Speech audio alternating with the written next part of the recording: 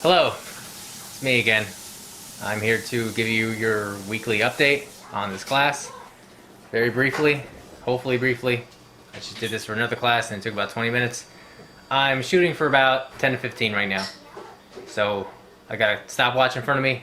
Wish me luck. The first thing is going to be the introduction video. I know some of you struggled with uploading your video and you wrote up little paragraphs, and that's okay for now. But what I want you to do is still post these videos. One of the main reasons, besides getting to know you for this assignment, is I want to expose you to managing video files and using this information. The reason is because your final presentation will be a video presentation, which is a requirement, and I think it's the highest valued point assignment. I think it's like 20 points, and then you'll have some other stuff to go along with it. So this is an important assignment that I'm kind of prepping you for right now, and if you haven't thought of a topic, you really need to start thinking about that too. But first, you need to make sure you know how to use the technology. It's a lot of stuff that if you don't have it completely down right now, it's gonna mess you up in the future. So don't struggle with it later on. Struggle with it now so we can get it squared away. Any questions you have about that, about uploading videos, just managing these files, let me know. I'll do my best to help you. You can also consider getting software or equipment that you might want to use. You could use your cell phone if you decide to create that kind of a video, but it's actually, we'll talk more about that, because maybe I do want you to use your cell phone. I wasn't too keen on that idea initially, but I think we will. Real quick, let me explain this background to you. This is the Grandpire and this is the Witch. This is where my wife teaches her Spanish class during the day. I said Grandpire because that's what my daughter calls it. Very clever. I wish I came up with that. I think it's going to be a children's book that I write one day. And Miss Blanca coughing in the background. She loves making noise when I'm doing important things. Anyway, let's continue to what I was talking about. So we're going to create presentations, we're going to make videos, and it's going to be on your phone probably. Again, we'll talk about that later. Journal 1. Okay, let's talk about rhetoric.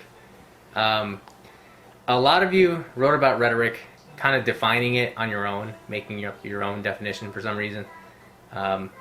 That's not really the idea. Rhetoric has its own definition.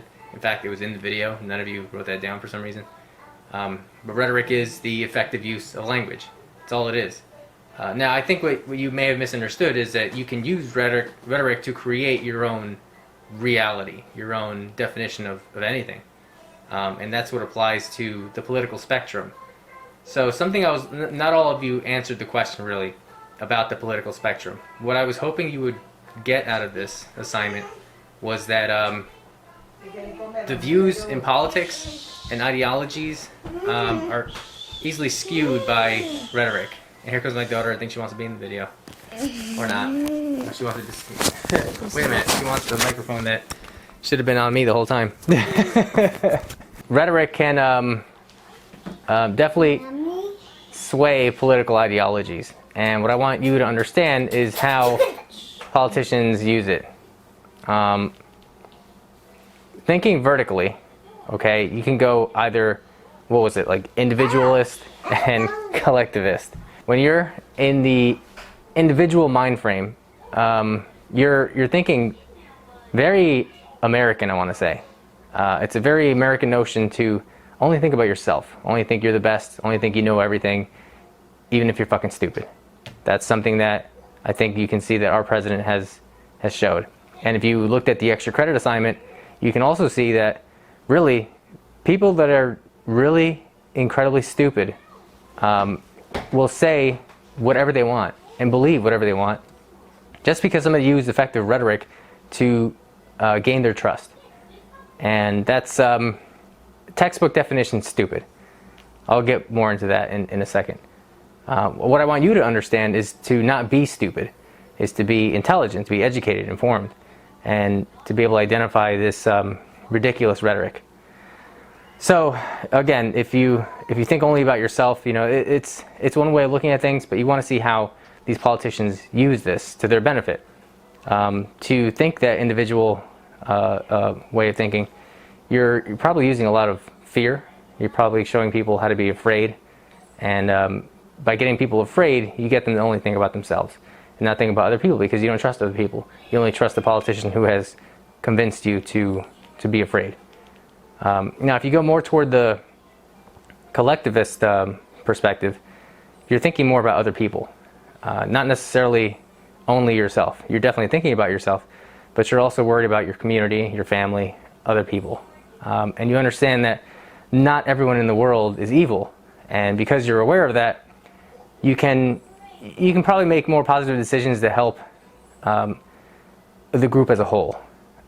Most people are going to go in between these things. Sometimes you'll think for yourself, and sometimes you'll think for other people.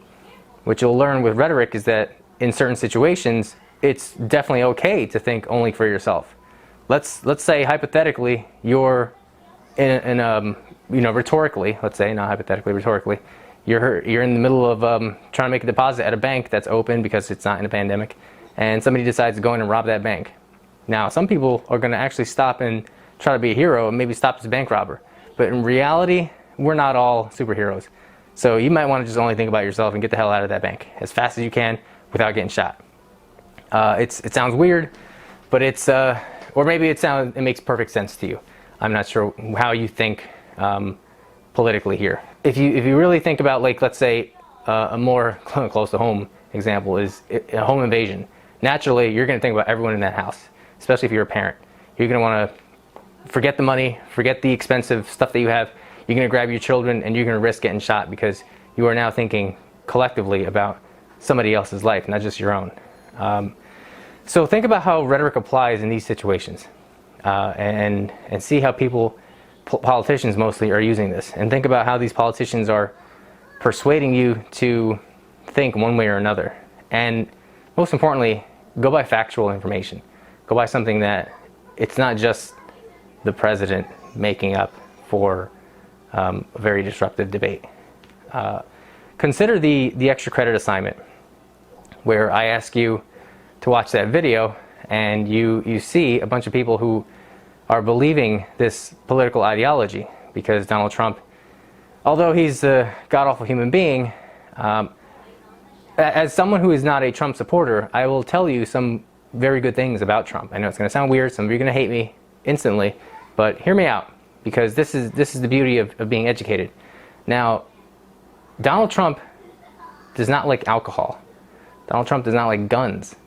Donald Trump does not like a lot of things that a lot of people, maybe even young people, don't like. Now, some of you might like alcohol. You might want to go out and party and stuff because you're young, you want to explore the world. But the reality is alcohol is very bad for you. And if you're like me, I grew up with an alcoholic father. Alcohol destroyed this guy's life, like literally. He pissed all his money away and we ended up poor. We could have had more money, I probably could have had a better life, but no, this guy just felt like drinking alcohol. I don't like alcohol for that reason. Donald Trump doesn't like alcohol because his brother was a major alcoholic and he died of alcoholism. So it's something very noble to think about. And then think about the examples that were in this video. Donald Trump thinks about equality, allegedly, right? He preaches all these good ideas. He thinks gays should have rights. He's anti-abortion.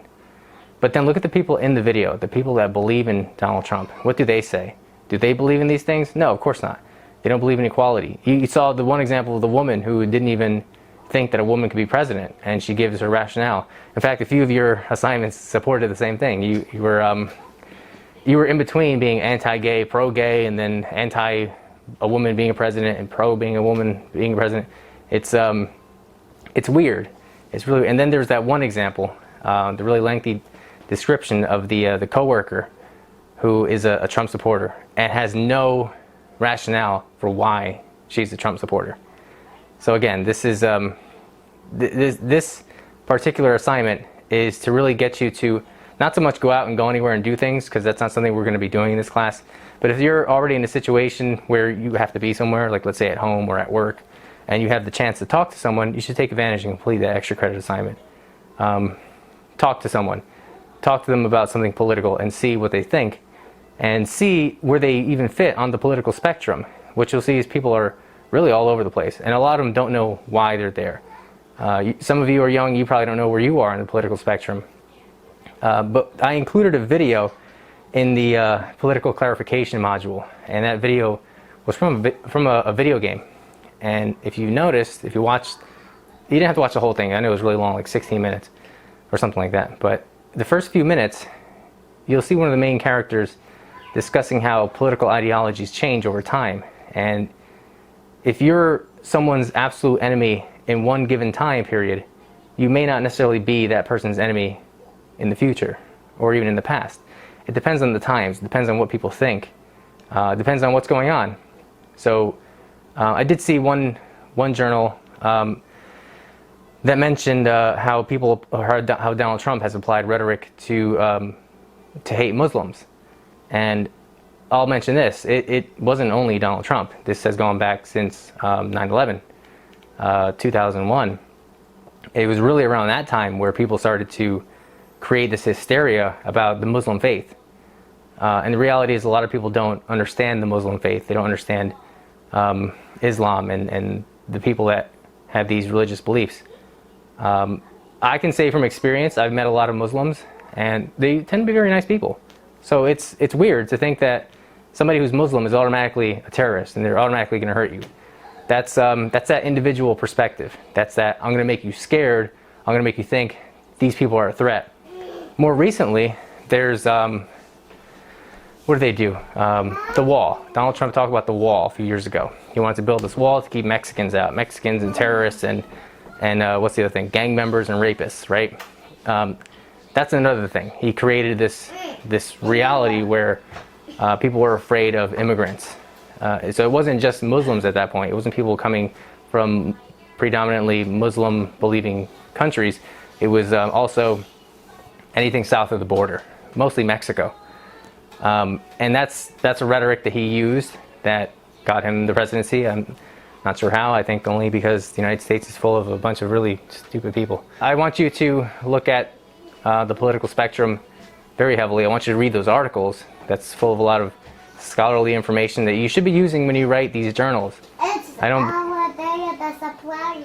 don't believe anyone referenced any of the articles, which is kind of pointless because you can't possibly learn this information or how it applies unless you read the material that I give you.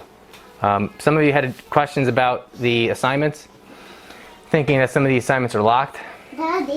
So let's move on to the other extra credit assignments. I want you to take a look at that because extra credit is a very important thing to me, mostly because not everyone is going to score 100% on all of the assignments, especially when you don't answer the question right. So if I ask you to apply rhetoric through the political spectrum and you just start theorizing about the one example you have from your personal life on rhetoric, then that's not really answering the question. I probably shouldn't give you any credit for that because all you did was give me your example. When really you have to apply rhetoric to the political spectrum. Think about that for all future assignments and read all the articles that I post there. Watch all the videos because I didn't just pull these out of nowhere.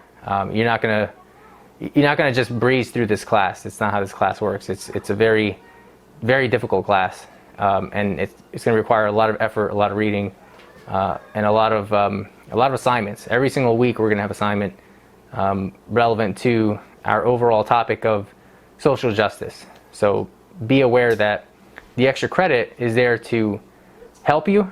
Again, I believe in it. I think it's useful because, again, you're not all going to score 100% on these assignments. So back to the social justice thing, we're going to create these presentations for the end of the class. And I mentioned before they're going to be video presentations, but they're going to have to deal with that topic of social justice. And this is a service learning class. So the point is for you to create these presentations for what's called the Empower program. And you're going to apply rhetoric essentially to that too. And you're going to find a lot of the articles that I provide for this class pretty useful for this topic. And then you can also go out and find your own articles if you so desire for the topic of social justice. You're going to have to come up with your own topic. Again, you can take it from this class or you can come up on your own. But those, find your own research.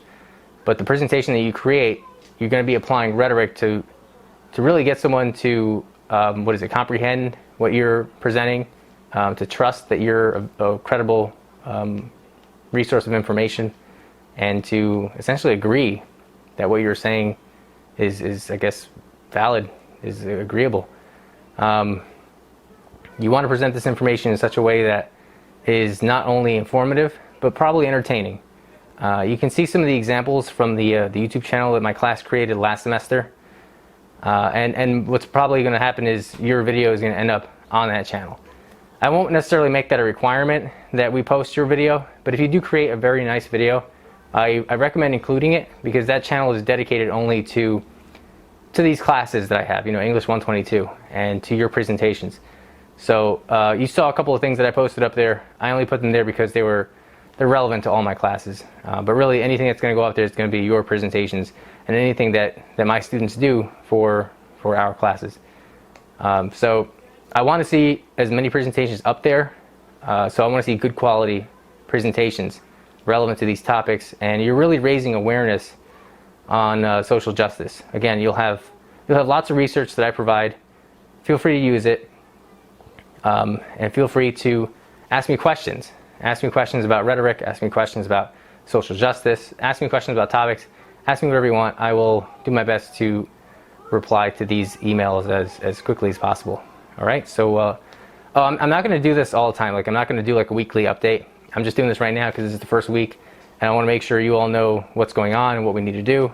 What I'd like to do in the future is maybe hold like an extra credit Zoom session.